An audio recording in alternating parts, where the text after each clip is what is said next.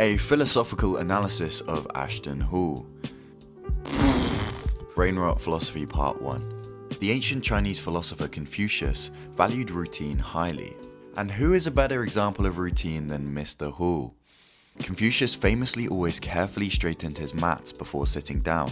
And this wasn't compulsive behavior, but a display in his belief that all of these daily habits or little actions set the mood for good moral character, making the next moral act easier. It's kind of like leaving a book that you've been avoiding reading on your pillow. It's a small act to set yourself up so you know that the moment you get into bed to rot, you're going to have to pick up that book and your chances of reading are higher. This of course works both ways. A personal favourite of mine is the wake up and scroll routine, which definitely sets the mood for procrastination. All this to say, you literally become what you make easily accessible. People think change to your character or work schedule is all about willpower, but the setup really is a massive part. Ashton is a master of the setup. His consistent timings and rituals making it easier for him to get at least 10,000.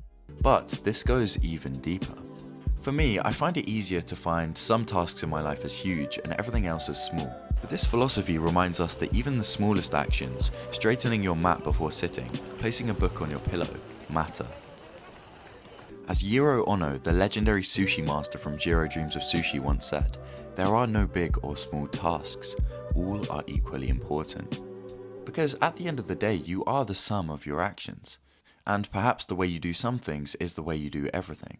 All because a meticulous attitude towards small tasks makes you much more likely to approach big tasks in the same way. This kind of ties to this belief from Aristotle, who said, "We are what we repeatedly do. Excellence then is not an act, but a habit." Jiro spent decades perfecting even the simplest movements, believing that mastery came from relentless attention to detail. He understood the importance of the setup and routine, just like Confucius and just like Ashton. For Confucius, the right setup made being a good person easier, and for Ashton, it made him able to stay in the air for 4 minutes.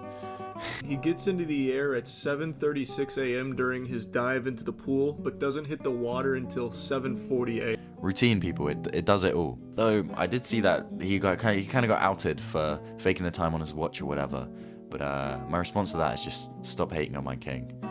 Alright, bye.